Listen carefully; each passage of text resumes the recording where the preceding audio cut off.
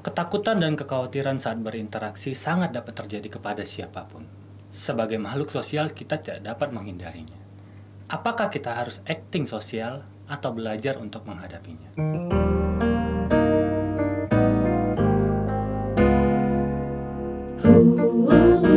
Pakai hati kita. Hai, episode kali ini kita kedatangan seorang aktor dan aktris Indonesia, seorang bintang film, seorang bintang sinetron juga sempat salah satunya. Kita sambut saja Arifin Putra dan Ersya. Yeay, terima kasih sudah mau datang, sudah mau mampir. Ini kalian kedua kalinya ya di sini berarti? Iya, kedua. Tapi kemarin juga. Iya, dia juga. Dua kali dipaksa ke sini. Oh, lu merasa terpaksa ya berarti ya? Iya. Enggak lah ya. Enggak lah. Ini kan demi kemanusiaan, Betul, memberi dampak betul. kepada orang banyak. Betul. Apa kabar Arifin dan Ersya, sehat? Selama pandemi ini gimana keadaannya? Sampai sekarang masih Sampai sehat. sekarang Amin. sehat. Tapi Betul. masih jalan terus ya syuting ya? Aku sih iya sih. Lagi break sebenarnya, lagi nunggu review mereka dulu. Abis itu baru nanti bisa lanjut syuting lagi. Tapi belum tahu kapan. Kalau lu Vin, masih ya? Lu sekarang nggak sinetron lagi ya Vin ya? Film ya udah ya? Sinetron udah lama. Udah lama ya? Dari 2013 udah nggak main. Udah action ya? Sekarang pengennya Nggak action action terus ya? semua Vin? juga sih, capek pak kalau action terus kropos nanti. Oh iya sih. Fuck. Ya kalau ya maksudnya film iya, ya web series juga iya. Sekarang juga ada beberapa usaha lain lah. Kalau sekarang justru Oh bisnis. bisnis, Oke, I see. usaha ya. di balik layar. Oh iya siap. Iya. Oke. Itu bisnisnya apa sekarang Vin? Jadi nggak cuma jadi tukang aja tapi jadi mandor juga. Oh siap. Oke. Iya. Nah, Tetap nggak dijawab ya pertanyaannya ya. ya tetap. Oke, ya kalau mau dijawab atau enggak? Boleh. Oke, Bisnisnya siap. bisnisnya apa sekarang? Oke. Makanan. Enggak sih. Kok Kes- kayak gitu sih bang? Enggak. Takut loh. Gue Emosi. ngeliat nih Instagram lo itu bener invest di Bergreens ya nggak salah ini. Iya. Invest di Bergreens, Greenable Foods, sama ada satu perusahaan lagi tapi itu masih istilahnya stealth mode.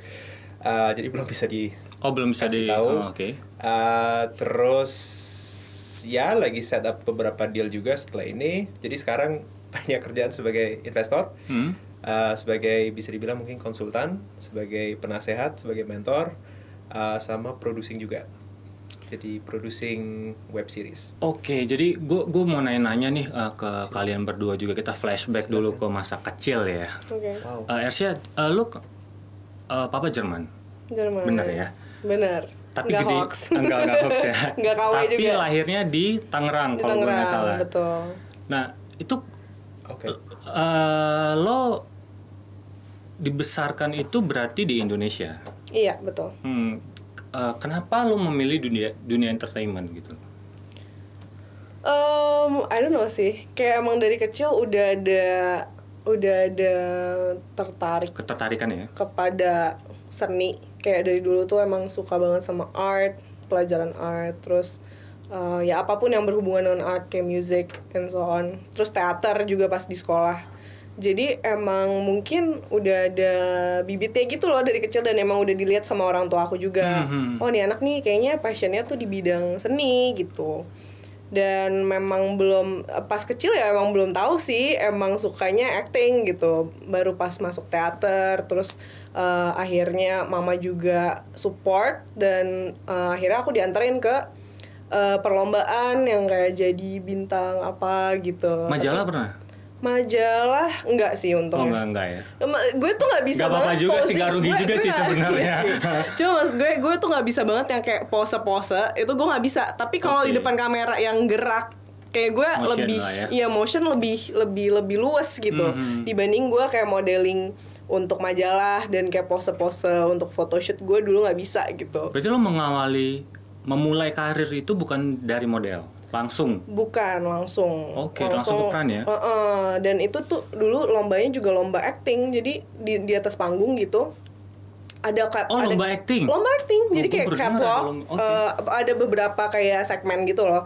Kayak ada yang catwalknya dulu, abis selesai catwalk baru kita kayak acting. Oke, Jadi kayak oke. acting, entah kita tuh That's punya skenario apa, bikin sendiri gitu, sendiri terus kayak ya udah kita tunjukin ke judgesnya gitu. Dulu tuh zaman-zaman Shiren Sungkar lagi ngebumnya di Cinta Fitri. Itu. Dan lo main di Cinta Fitri 3 juga kan? Iya, kok tahu sih, ya ampun. Gue Nggak sih. research. Honestly, Stalker lebih tepatnya. honestly gue iya sih bener. Di Cinta Fitri 3 tapi gue belum acting. Gue masih jadi figuran. Cuma lewat-lewat. Cuma gitu. lewat di belakang. Oh enggak Iya. ya, bukan. Semacam itulah. Nah kalau senior saya cover boy, gimana mulai karirnya? Lo cover boy bener ya Vin? Dari majalah Oh saya. iya dari majalah ya, wartawan ya, bukan ya? Apa enggak sih? Oh, enggak. Enggak laku sebagai wartawan. Kalau wartawan kita ada di sini. Oh iya benar. Biasa memang. Oh ini paling seniornya soalnya. Senior banget. Tangan kanan ibu Anggrani.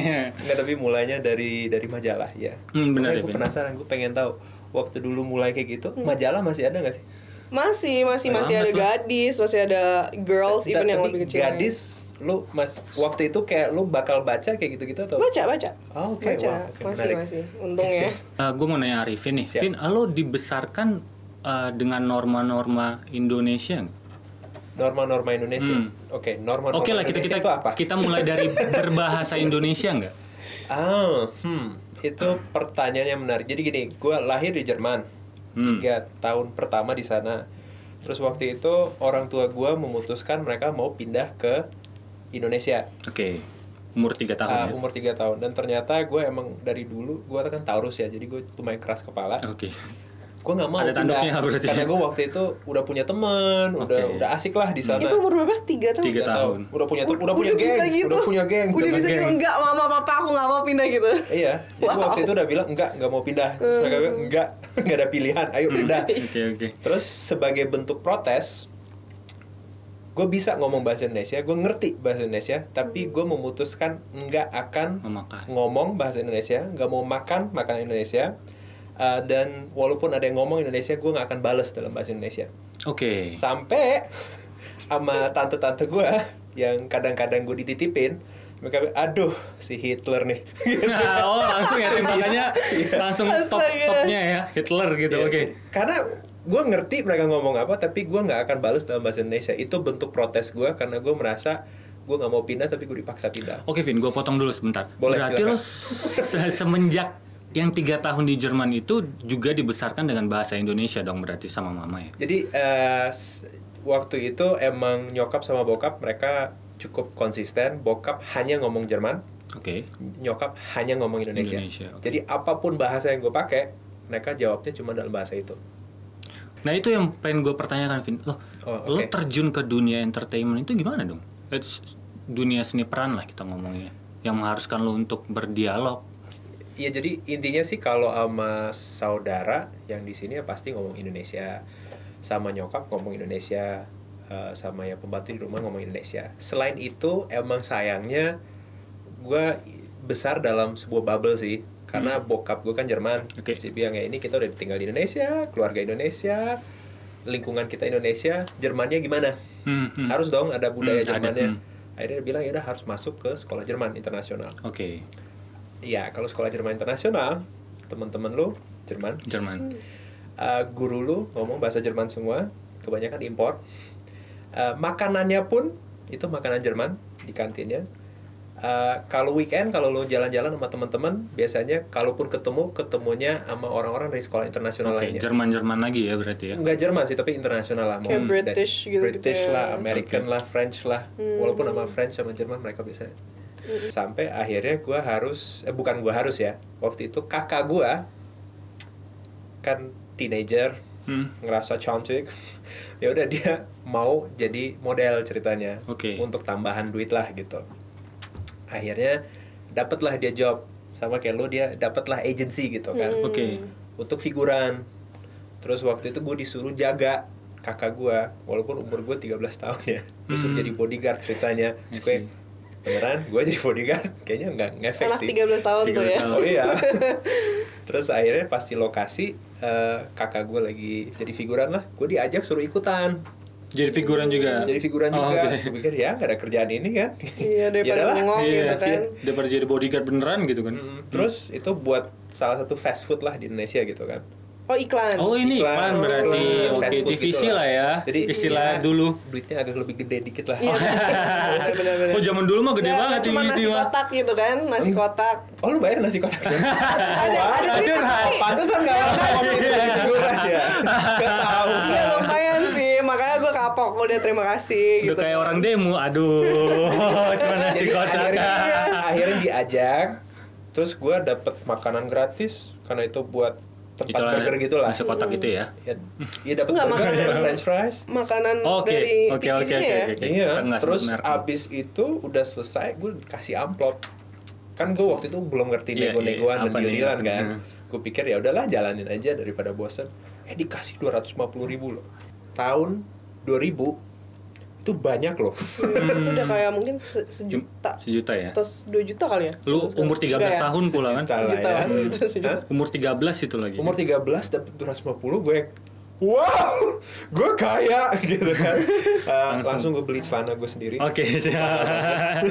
Terus lu pamerin, wih dapat amplop bukan kakak gua doang ini gitu. Terus tiba-tiba di situ ya karena gue kan campuran ya Jerman Chinese gitu.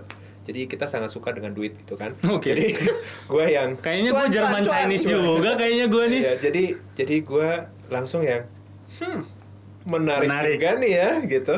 Dapat 250. Terus gue bilang sama kakak gue kalau ada panggilan lagi Bisa gitu kan. Oke. Terus gue dapat iklan lagi sebagai figuran. Terus gue udah seneng nih, dapat amplop. Bodohnya gue nggak nanya ini dapat berapa ya. Itu cuma dapat 70.000. Ekspektasi lo 250 lagi gitu ya. Iya. Oke. Nah, kalau Ersia gimana sih Ersia? Apa tuh? Oke, dari awal lo dibesarkan dengan adat istiadat Indonesia kah atau lebih ke Jermannya kah atau mix?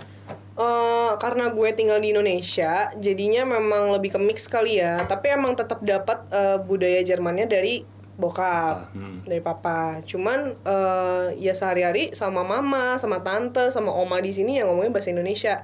Tapi untungnya papa dari kecil emang udah ngajakin ngomong selalu bahasa Jerman. Sedangkan mama sama papa kalau komunikasi ngomong bahasa Inggris. Jadi gue dapet 3 bahasa sekaligus. Oke, bahasa Indonesianya lo dapet dari mana? Dari nyokap. Kalau Jadi Inggrisnya dapat dari mana? nyokap ke gue ngomongnya bahasa Indonesia. Oke, papa, terus mama gue bales, Inggris. terus papa sama mama Inggris. Oke. Jadi ya dari situ ya gue belajar Bertiga apa yang ya? mereka ngomong. Terus gue juga ngomong sama nyokap, ngomong sama bokap. Jadi gue dapet 3 sekaligus gitu. Tapi kalau ngomong sama bokap dia ngomong Inggris juga kadang-kadang atau enggak?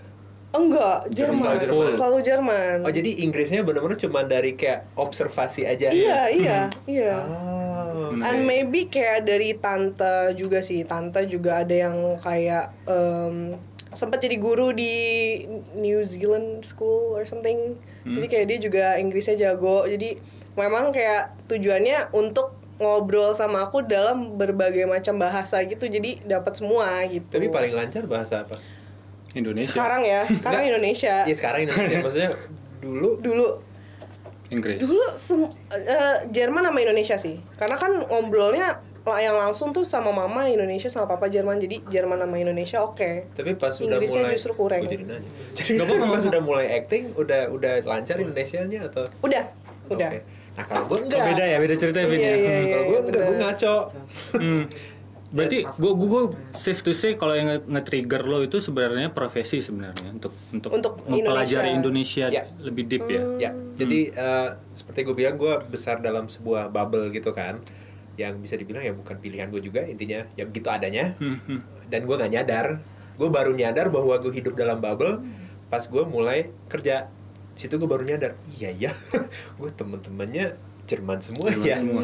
makanannya Jerman semua ya, ngomongnya Jerman terus gitu. Pas gue kerja gue baru mulai nyadar gitu.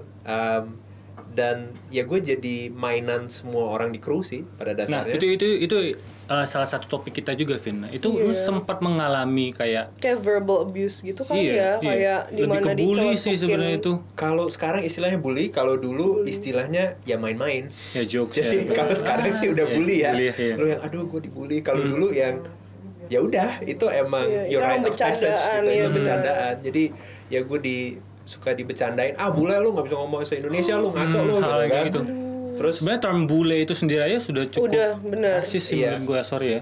dan ya mungkin nggak tahu ya, mungkin karena gue dibesarin sama orang tua gue penuh dengan kasih sayang, jadi gue nggak terlalu merasa disakiti sama mereka. Nggak terlalu terdampak lah. Jadi gue nggak down juga sih, cuman yang oke.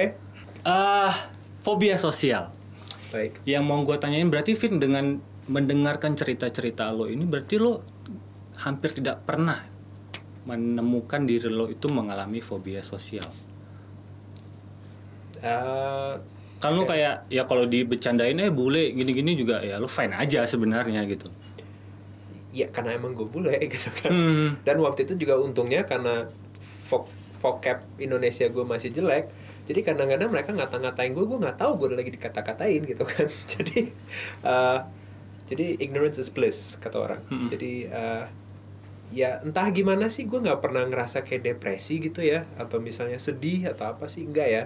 Justru gue ngerasa oke, emang mereka bener ya, gue bule dan gue mau cari duit dengan bahasa Indonesia. Ya udah, gue harus belajar bahasa Indonesia. Jadi emang ya mereka bener kok gitu ya. Mungkin caranya salah, tapi intinya bener. Dan kan akhirnya gue bilang kan, Ma, tolong ngomong bahasa Indonesia aja. Dan akhirnya sangat cepet gue bisa ngomong bahasa Indonesia. Kalau lu pernah mengalami nggak atau fobia sosial? Oke, balik lagi karena FYI gue tuh introvert pertama, dan Masa? emang iya am. Alright, I cool. really am. Cool. Tapi mungkin karena Nah kalau kayak begini lo gue panik nggak? ada sebenarnya, gue tuh ada makanya lo tanya, panik-paniknya. hostnya ada 2. Iya kan, gue gue langsung kayak- nangkap. Oke. Iya kan, maksudnya gue tuh selalu suka membaca situasi dulu sebelum gue bisa membuat diri gue nyaman di sebuah lingkungan baru gitu. Udah nyaman dong berarti sekarang ya? Udah lumayan lah ya? Iyalah, Oke. untungnya ya, untuk nyambung semua sih. Terus kalau gue tuh introvert, jadi sebenarnya pada dasarnya gue selalu takut untuk berada di lingkungan baru dan di tempat baru dan ketemu orang-orang baru. Gue pasti ada ketakutan untuk kecemasan ya? Iya, untuk menghadapi situasi baru gitu. Tapi ya by the years, karena memang gue kerja di dunia entertain, dimana gue tiap project gue pasti akan ketemu dengan orang baru, dengan sutradara baru, produser baru, ya kru, even tim baru. Jadi gue makin kesini makin belajar gimana caranya gue membuat diri gue nyaman dan bisa membuka diri untuk ketemu sama orang-orang baru gitu. Setuju. Gitu sih. Dan itu sebenarnya benar-benar learning by doing. Gak bisa gue dengan gue di rumah doang terus gue keluarnya bener-bener jarang terus gue langsung bisa menguasai itu. Gue by years dan gue masih struggle dengan itu sampai sekarang pun gitu. Cuman gue selalu berusaha untuk gimana ya caranya untuk gue cepat bisa nyambung sama orang gitu. Topik apa yang bisa gue bahas sama orang supaya gue bisa lebih personally kenal sama orang baru gitu. Nah sebenarnya fobia sosial itu juga bukan karena kitanya introvert terus kita takut sebenarnya, takut kayak irrational ketakutan gitu. Sebenarnya karena ada kritikan yang mungkin sangat pengalaman, yang benar-benar bikin trauma, berdampak sampai lo traumatized gitu loh. Itu kan bisa terjadi juga gitu. Nah kalau dari lo pribadi tuh pernah nggak ngalamin yang kayak gitu? Ya terhadap karya terhadap individu lo sendiri gitu loh. Pernah banget lah, apalagi udah gak aneh di dunia entertain tuh sering banget ada celetukan kayak tadi Arifin bilang, ada orang yang bercanda tapi kadang kan maksudnya bercanda tuh nggak bisa diterima gitu aja gitu. Ada bercanda-bercanda yang memang offensive, offending ke kita, yang ternyata aduh kok gue dibilang kayak gini ya, kok mereka ngecengin gue kayak gini ya, apa emang gue jelek actingnya, apa emang gue salah, artikulasi gue kurang gitu kan. Dan gue sempet banget kayak di fase dimana sama sutradara gue dikata-katain. Oh langsung sama sutradaranya? Iya, yang bener-bener lo tuh bego apa bebel sih? Oke, sampai menggunakan kata-kata itu ya? Bukan lagi, dan bener-bener sempat nyakitin gue juga, sampai gue sempat mikir kenapa ya kok susah banget ya kerja gitu. Masa cari duit tuh susah gitu loh, apalagi sebagai anak kecil gitu. Gue mulai karir gue di umur 9. Wow. Oh. 9 tahun. Oke. Dan gue film pertama yang gue syuting adalah gak usah disebut. Karena sutradara ini yang ngatain. Oke. Langsung ketahuan soalnya. Iya, makanya itulah. Terus Tapi dan itu bukan umur 9 tahun dikatain bego kan?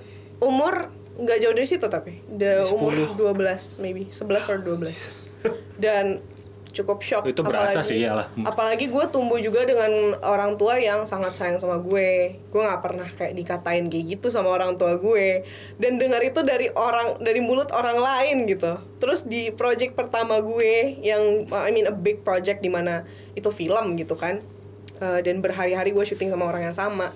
Bayangin lo abis dikatain sama kayak gitu, terus besok lo harus ketemu orang yang sama dan harus act like everything's fine, that you're like okay dengan omongan dia kemarin meskipun masih sakit gitu sampai besok-besokannya, tapi lo harus being professional gitu kan. Nah kalau dari lo sendiri Vin, kritikan itu pernah nggak? Pernah, gue jadi mikir sih, gue pernah ada satu sinetron memang gue dapet sutradara yang sangat tegas orangnya, terkenal tegas, dan dia memang membanggakan diri bahwa dia bisa menggembleng pemain baru atau pemain yang kurang untuk menjadi bagus banget. Dia membanggakan diri dia untuk itu gitu. Terus ya udah, kayaknya untuk 6 bulan gue digembleng terus-terusan. Itu masih sinetronnya masih mingguan ya, dan persiapan masih lumayan lah. Itu sama kayak dia, bener-bener setiap take pasti gue salah, dan gue pasti minimal 10 take. Walaupun gue ngerasa ini udah bener sih, gue udah jalan semua yang dia minta, tapi tetap salah. Nggak pernah dibilang bego sih, tapi ya arahnya ke situ juga. Dan maksudnya kan itu maksudnya tiring juga kan, secara mentally disuruh ulang-ulang terus kan juga. Tapi ya, dan kayak gitu, capek banget. Kayak gitu satu kru pasti semua ngeliatin lu kayak kru yang ya udah deh, pasti ngelihatnya begitu yang dia nggak bisa nih. Terus kayak ini mah pulangnya nggak bakal cepet deh gitu kan. Iya, atau misalnya gitu. Begitu lu nyampe di lokasi, mereka pasti aduh dia lagi gitu kan. Tapi gitu. Pemain yang lain pun begitu. Lu udah ngelihat yang begitu lu nyampe mereka sama dia. Tapi gue ya Vin ya. Terus ada yang kayak jangan sampai gue sih nama dia. Tapi gue nebak nih ya Vin. Lo itu tipe orang yang tertantang.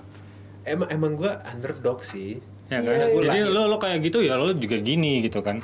Nggak kayak ya nggak ngelawan, tapi maksudnya ya tertantang gitu kan. Dan kuat gitu ngadepin. Lebih tambeng gitu. Iya, emang kulit badak sih gitu. Itu juga gue mungkin ngomong kadang-kadang gitu ke keluarga gitu kan, ke nyokap. Iya, gimana syutingnya? Ya gitu deh gitu kan. Ya agak bermasalah dikit tapi bisa lah gitu. Jadi gue nggak pernah yang aduh tahu nggak sih gitu kan. Benar. Tadi begini enggak, itu biasanya gue ya pendem sendiri, tapi emang gue pikirin ya gue salahnya di mana nih, caranya gimana nih gitu kan. Dan waktu itu gue sempat frustrasi karena gue ngerasa gue udah mulai bener tapi kok masih dibilang salah-salah terus gitu. Dan di situ kadang-kadang ya gue mulai agak ngelawan dikit loh, kan tadi kata abang begini. Kan gue udah jalanin. Ya enggak, tapi udah lu jangan ngelawan lu gitu kan. Tapi akhirnya setelah 6 bulan baru deh akhirnya dia juga keren. Jadi baru 1 take terus sip. Lanjut satu take beneran nih, udah selesai. Gitu kan. Jadi rasa puasnya juga dapet ya gitu kan. Tapi intinya seperti lu bilang, gue emang tipe orang yang kalau diteken gue justru merasa tertantang untuk membuktikan sebenarnya utamanya ke diri gue sendiri ya, bahwa gue bisa. Betul. Gitu. Dan itu udah beberapa kali gue ngalamin, dan entah gimana itu justru ya ibaratnya kayak bensin lah buat gue gitu. Itu justru yang kompornya gue gitu. Kalau gue ngerasa kalau orang lain kayak nggak yakin sama gue dan tekan gue ke bawah, justru gue yang gue harus buktiin gitu. Gue bisa gitu. Gue yakin gue bisa kok gitu. Gue pengen nanya sama hostnya. Lo pasti gue pengen ditanya juga soalnya. Lo pasti searching kan tentang fobia sosial. Betul. Apa yang lo pelajari dari situ? Itu fobia sosial tuh sebenarnya terbentuk dari lebih dari impact orang-orang yang sekitar dia, si orang yang terkena fobia sosial, atau memang dari kecil dia sudah takut berinteraksi, atau memang introvert banget sampai dia takut untuk masuk ke lingkungan baru dan ketemu orang-orang baru. Oke. Penjelasan gua itu dari bawaan lahir. Kenapa? Gua masuk ke sainsnya ya. Yang gue baca di Halodoc itu sebenarnya itu bisa disebabkan oleh rendahnya hormon serotonin. Itu yang gue baca. Berarti ketika sudah ada penjelasan seperti itu, otomatis itu ya emang bawaan. Tapi dia menyampaikan juga di bawahnya, itu penjelasan gue yang pertama. Yang kedua, anehnya dia menjelaskan bahwa itu bisa berdampak karena hal-hal yang diberikan oleh sosial. Misalnya cemooh, kayak ya yang Jadi lo hadapin memperparah tadi, ya. Jadi sebenarnya memang udah ada bibitnya gitu. udah ada bibitnya, untuk terus diperparah dengan keadaan sosial yang seperti itu gitu loh. Berarti gue bilang oke, memang dibutuhkan bibit yang awal banget dengan rendahnya serotonin itu diperparah dengan keadaan sosialnya dia gitu loh. Dan parahnya lagi orang tuanya tidak ngerangkul bahwa kan orang tua zaman dulu enggak, kamu ini enggak pede banget. Bener. Kamu ini pemalu banget orangnya. Sebenarnya perbedaan pemalu dengan sosial fobia itu sangat jauh. Oh, justru itu ya. Bedanya tuh di mana? Bedanya pemalu itu dia akan menjadi malu ketika dia berada di tempat itu pada hari itu.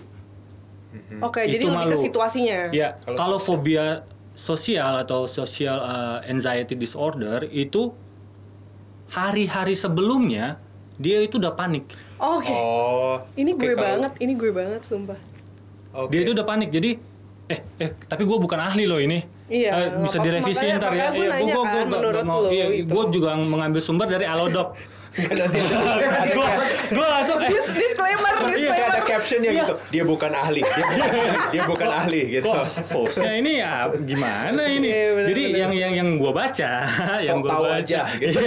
Iya, so tahu lo, so tahu. Yang gue baca adalah sosial fobia itu dari hari-hari sebelumnya itu dia udah panik. Dia udah ngerasa, ntar ketika gue ada di sana gue akan dihakimi, gue akan dijelek-jelekin gitu. Jadi benar kayak definisi. Atau mungkin kayak mikir worst case situation gimana ya, nanti gue akan gimana ya, terus sampai semuanya dipikirin kayak apa yang buruk-buruk tuh apa aja gitu yang akan terjadi gitu. Jadi kan? masuk sih definisi dia ngedefine-nya sebagai irrational.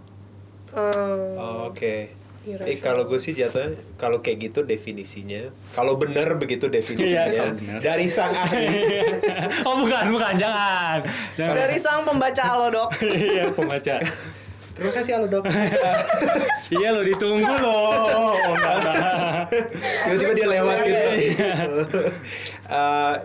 Kalau kayak gitu sih jatuhnya gue sih lebih ke pemalu ya, karena emang kalau gue udah dalam social setting yang rame-rame gitu kadang-kadang gue merasa gak nyaman ya. Terus kalau misalnya, tapi gue nggak pernah yang berhari-hari sebelum sebuah pertemuan atau event yang gue aduh gimana ya gitu, nggak juga sih. Gue palingan suka stres harus pakai apa, karena semakin kesini kan penting tuh harus pakai apa gitu kan. Maksudnya lu kerjasama dengan desainer mana apa segala gitu. Nah kadang-kadang gue stresnya di situ.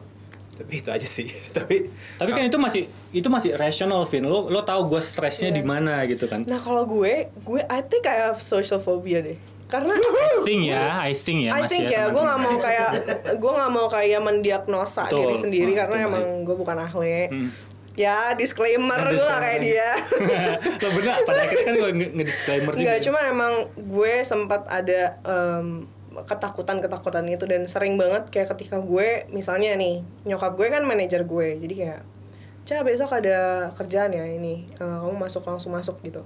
Gue nggak bisa, gue tuh nggak bisa yang tiba-tiba H-1 lo bilang gue besok ada kerjaan. Gue tuh harus mempersiapkan diri. itu kenapa nggak bisa? I don't know, because gue harus mempersiapkan diri, gue harus mempersiapkan mental gue harus mempersiapkan mood gue untuk besok gue harus menghadapi banyak orang, gue harus kenalan sama banyak orang. Oke, kalau gitu, kalau lu ketemu banyak orang setelah udah selesai eventnya, lu ngerasa kayak capek banget gitu gak? Nah ini tergantung apakah gue nyambung atau enggak sama orangnya. Kalau gue nyambung sama Tapi abis orangnya, dari ini gak capek dong lu? ya let's see. Oke, lanjut. Iya sih, kayaknya enggak sih. Cuma ada ada beberapa momen dimana iya, kalau emang gue bener-bener nggak bisa nyambung sama siapapun di lokasi, dan gue nggak ya gitu, nggak gimana ya, nggak bisa ngobrol, nggak bisa komunikasi dengan baik sama orang-orang itu, dan nggak sefrekuensi, gue bisa yang capek banget. Kita kan tadi udah ngobrol panjang lebar.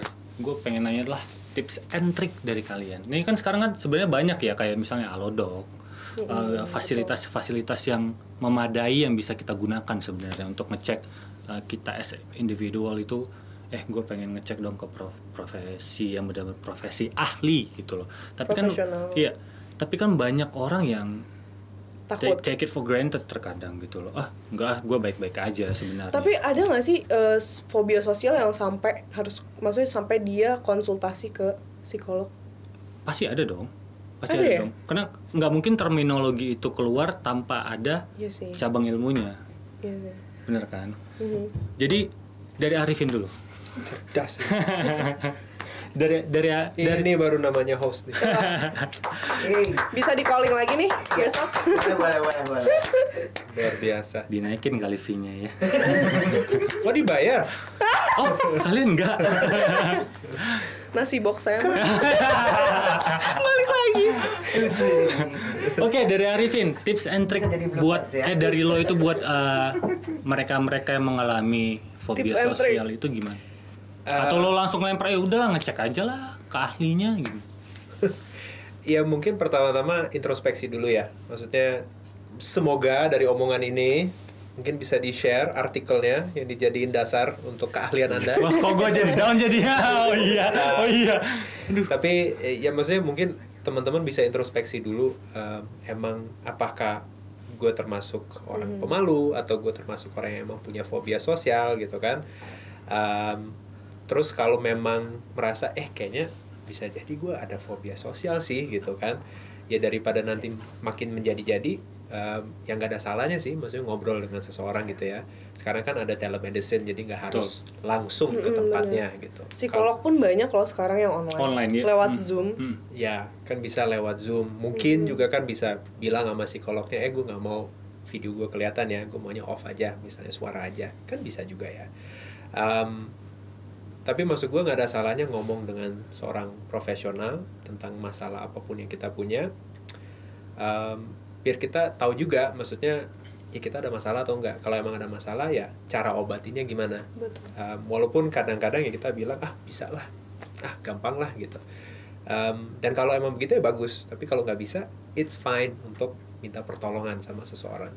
Apalagi kalau teman-teman dan keluarga ternyata nggak bisa bantu karena bukan dalam kapasitas mereka, ya udah minta tolong sama orang profesional aja. Di luar itu kalau dari diri kita sendiri, menurut gue sih lingkungan kita penting ya. Lingkungan teman dan keluarga kita. Misalnya kayak tadi lu bilang kan, keluarga itu suportif atau enggak. Kalau menurut gue sih penting kita punya keluarga suportif. Walaupun keluarga kita nggak bisa milih ya, tapi kalau teman kita bisa milih. Bisa.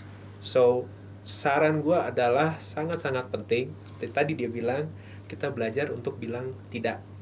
Jadi kalau misalnya emang kita ada lingkungan temen yang kita ngerasa ini temen gue banget gitu ya, tapi kalau dia punya efek negatif ke kita, dampak negatif ke kita, ya jangan dipaksain.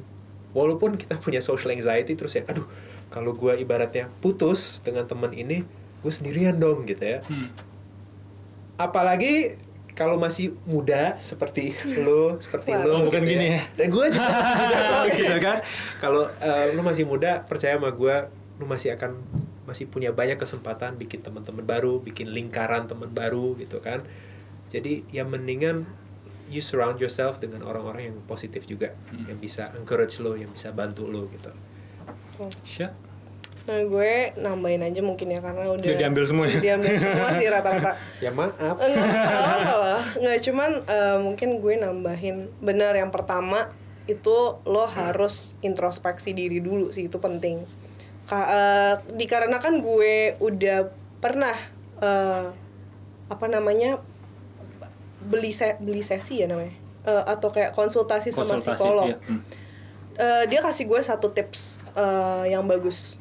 Dia bilang gini, kalau lo lagi ngerasa resah, kalau lo lagi ngerasa kayak anxiety lo muncul, atau kayak lo misalnya lo punya fobia sosial ya, terus kayak lo mulai cemas, lo mulai ngerasa uneasy gitu, lo bisa dengan cara lo call out, lo kayak nge-label apa yang lo rasain. Misalnya pada momen ini lo tulisin, gue pernah dengar itu. iya, lo tulis Semua apa yang lo indera rasa. Pada saat ini aku ngerasa cemas, aku ngerasa takut, aku ngerasa panik, aku takut sama kejadian besok gitu kan. Itu semua bisa kita call out supaya kita juga lebih menyadari tentang apa yang kita rasain gitu. Karena terkadang kita ngalamin sesuatu, tapi kita sendiri nggak aware kalau kita tuh lagi ngerasain itu. Kita nggak tahu ternyata gue tuh lagi anxiety loh, gue lagi attack, gue lagi panic attack gitu kayak. Makanya penting banget untuk mengenali ketika lo sedang mengalami itu gitu. Buat akhir kata sih dari sesi kita pada hari ini, gue mau ngasih buket bunga buat Arifin terlebih dahulu. Ladies first. Oh, ladies first. Yang orang tua katanya yang terlebih. Bahasanya kayak ada yang lebih bagus sih. Terima kasih dari orang muda. Terima kasih. Ya, terima kasih. Ya ampun, cantik sekali. Ini ada apa ya? Belum pernah sebelumnya. Iya, seru Kayak sekali. tamu spesial Budgetnya nambah. Oh yeay. Mantap. Jadi ya terima kasih buat kehadirannya teman-teman. Jangan lupa juga ikut menonton, mempromosikan. Baik. Biar kita Terima kasih loh. Biar kita semua juga jangan Berarti lupa untuk mempromosikan ada tambahan budget kali ya. oh bisa nanti diomongin itu kan pintu keluar tuh nanti ada Endorsement fee ya. administrasi gitu loh. Ya terima kasih buat waktunya. Terima kasih kembali Langsung untuk cepet loh dia. Terima kasih. Yeay.